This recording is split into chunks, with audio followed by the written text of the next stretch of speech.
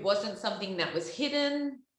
And it was like, obviously, you know, production and Sandy and everyone knew that I had medication. So it was this kind of technicality that Sandy got me on, which was, I think, kind of what pissed people off. It's like, if somebody's like having, like, they've had an anxiety attack, maybe go and ask them how they are instead of like firing them with a camera in their face, you know? Yes. And I mean, I would say 98% of the people were kind of in your corner on that. I mean, I don't Yeah. read all the comments, but that's the gist of what I got. Yeah, no, definitely. There was a lot of support.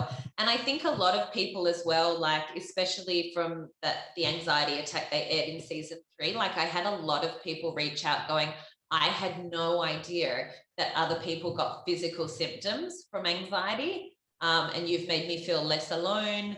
Like, watching you have the same physical symptoms I had, like, made me realize that I'm not crazy, or like this can happen to anyone, kind of thing. So I think from that side of things, it was really good, because even if you just help, you know, a handful of people realize that they're not alone, then that's something, you know?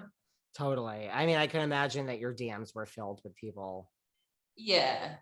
My only, like, the sad thing was I was like, I want to like respond to everyone, but you just can't. So It's so not possible.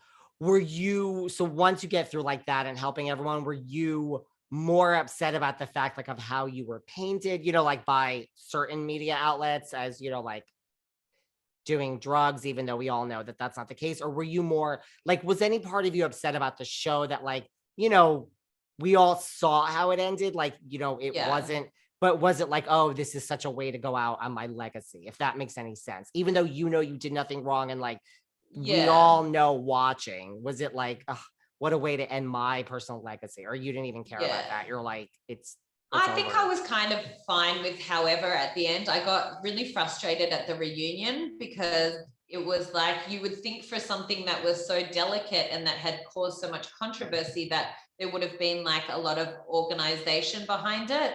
But the way it was with the reunion, like, it's like I can kind of go up against like Sandy or Malia or someone like that. But if Andy's being told things by production, then I can't really go against that. So it was aired very differently than we filmed it, the reunion. He was like, you never provided a prescription. And I was like, well, I did.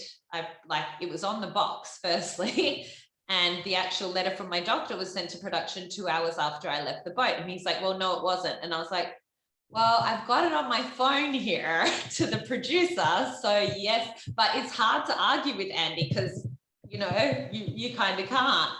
And there was a few other situations that I kind of wanted to clear up, but they weren't, like, I wasn't really able to. So that was a little frustrating.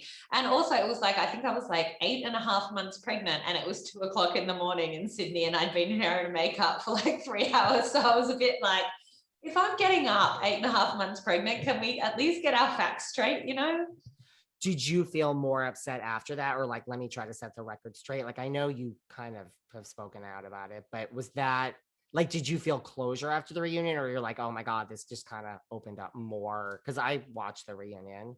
Yeah, I think, to be honest with you, I'd already kind of come to peace with it. And I feel like the most important thing for me was like that I'm okay, that my friends and family know the truth, that my partner does, like, because the other thing that sometimes people like forget is that below deck is like my job, but then I have my real life. So like my partner has his parents and things like that are seeing all this stuff. And you know it's very difficult, especially for like, I guess, the older generation, to understand what we are doing in terms of like making a TV show. So some things aren't exactly as they were. And so I think it kind of just got to the stage where I'm like, I just need to know that I'm okay and my friends and family are okay. And I'm just going to be okay with that. That makes sense. Are you tired of talking about it with people like me who bring it up in interviews? And do you feel that like and we're going to move on because I got a lot of other things to talk to you about, but do you feel like this is just now part of my, like I talk to housewives that haven't been on for 10 years and like, we can talk about all Yeah. your new projects, honey, but of course we have to talk about when you were on Yeah. Real Housewives. Do you feel this is just Well, now part of your people are going to want to talk about this forever? yeah, and I feel like the only reason we're chatting is because you know me from Below Deck Med. So it's obviously still going to be something that is of interest to people. And I feel like if you want to go, I'm never doing any press again, then you don't have to talk about it. But it's also like my responsibility when I do things like this to just be fine with it, because at the end of the day, that's why I have my public persona, is because of Below Deck. And it's why I have a lot of things in my life. So it's funny, a lot of people go like, oh, do you regret it? I'm like, no, because the experiences that I had and what I can do now with my platform and everything and having my podcast and my company is possible because of Below Deck. So it would be very immature of me to be like, fuck Bravo, fuck Below Deck, I hate it all, I wish I hadn't done it, because that's just being ungrateful for the opportunity that you were given, you know?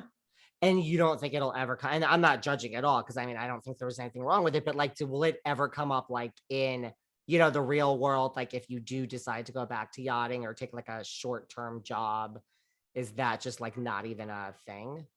No, I don't think I would ever take a short-term job on a yacht without cameras anyway. So it doesn't really bother me You've too moved much. on.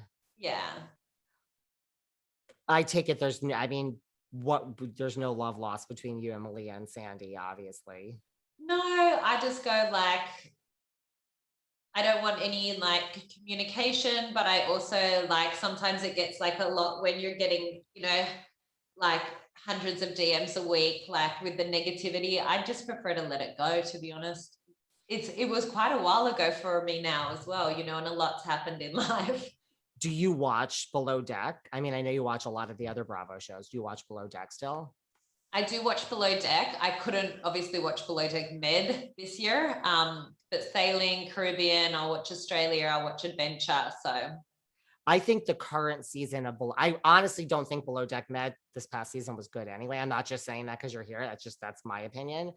For yeah, real, I think Below Deck is good though now. I think this new crew is yeah, good. I'm really liking them. yeah. No, me too. I love Eddie. He always makes me laugh. Um, and the new chief stew seems interesting. I love the second Frasier. And then Love Frasier. I can tell the deck crew are going to get into a lot of trouble, which is always good TV. Is there a chief stew that you think, including the current, that you just have your eye on? Like if you were ever like, oh, that's a great chief stew, like between like Katie and all the others that we've seen over the past. I really like Daisy. I think she's got a really good mix of,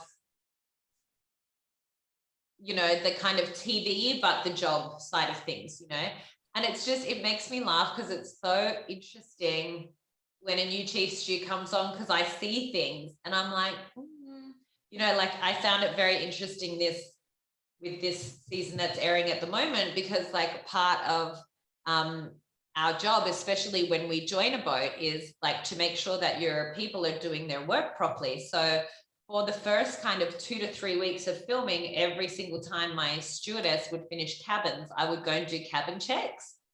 And that's kind of part of the job. But because there's no one to call that, then it kind of went back onto Frasier.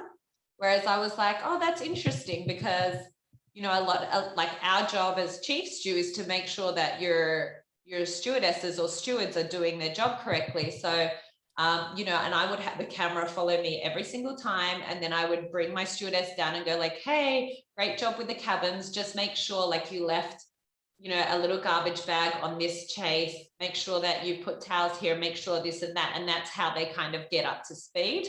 But yeah, it's interesting how different chief stews and different bosuns and different captains run their boats in completely different ways.